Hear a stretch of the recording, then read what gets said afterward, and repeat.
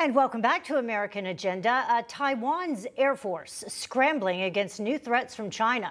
Taiwan's Defense Ministry reporting multiple Chinese aircraft, including nuclear-capable bombers, flew into Taiwan's airspace over the weekend. Aircraft were dispatched to warn away the Chinese planes, and missile systems were deployed to monitor them. Joining us now to discuss is author of The Coming Collapse of China, Gordon Chang.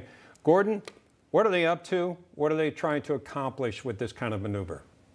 Yeah, Beijing is involved in what are known as gray zone tactics. They're trying to intimidate Taiwan with these 19 planes that flew into Taiwan's air defense identification zone yesterday.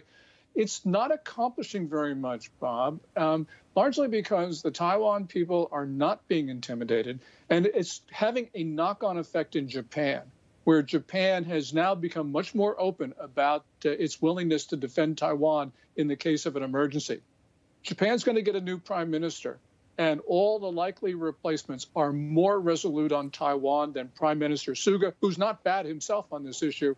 And we also see the U.S. Navy with these transits of the Taiwan Strait on August 27th, also with the U.S. Coast Guard, first time ever. So this is a better story for us as the world is starting to come to Taiwan's aid. But at the same time, Gordon, you have China appearing more and more emboldened in order to, basically stand up to the U.S. and say, this is what we're going to do. It's not a matter of if, it's a matter of when. Yes, and you're absolutely right about that, Heather, because Beijing has become emboldened, especially in the wake of the fall of Kabul. We've seen this in their propaganda. We've also seen this in their military actions. And it's not only these flights close to Taiwan. They also simulated an attack with what appears to be a DF-15 missile. That was late last month. That's another warning to Taiwan. So this is something where, Xi Jinping, the Chinese ruler, he's in trouble back home. I think he could probably he probably thinks that he could use a crisis with Taiwan to bolster support for him politically. So this is exceedingly dangerous, far more dangerous than in any time in the last several decades.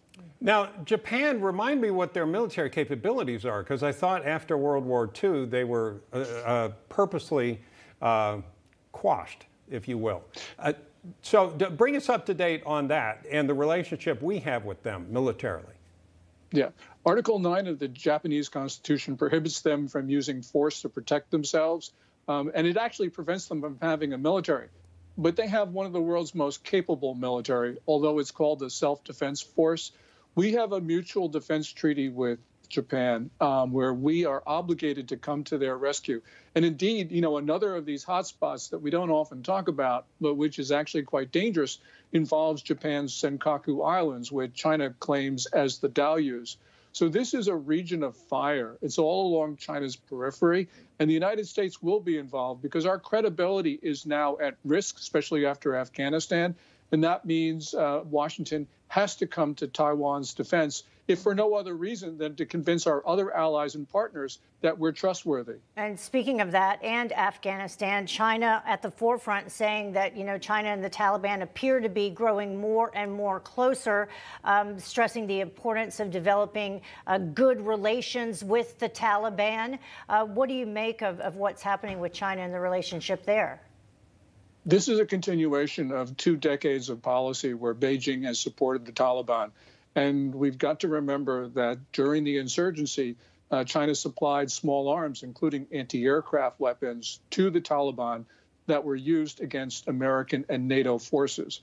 And the story here, Heather, is not only that China was committing an act of war against the U.S., but that series of U.S. presidents chose to look the other way, which is not only a strategic failure, but a moral one as well. So I think that China is going to back the Taliban, and they're going to back them with money and perhaps other means. And this is not a good story for anybody because of what's going on in Central Asia. Let's talk about the Wuhan lab leak theory. Of course, a lot of us believe that this came out of a lab from China. They're trying to distract and deflect right now, and among the directions they are pointing their fingers is Fort Detrick in Maryland, outside Washington, D.C., which has a history of developing biological weapons, but that was put aside years and years ago. Is this just an effort to look at the squirrel in the tree? Yes, clearly they're doing that.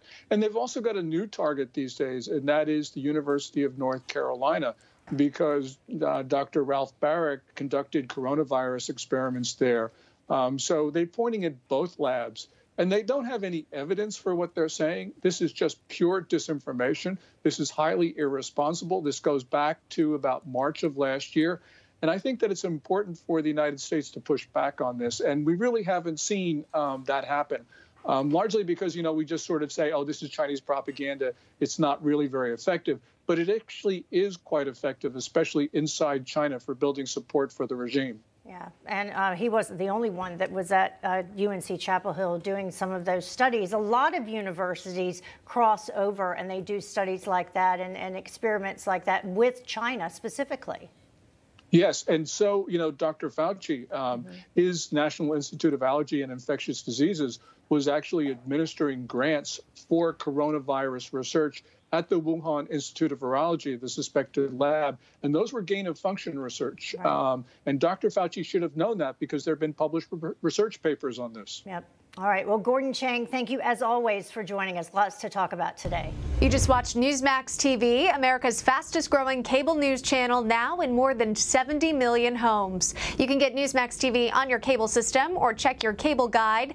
And if your system doesn't carry Newsmax, call them, tell them you want Newsmax TV, because we're real news for real people.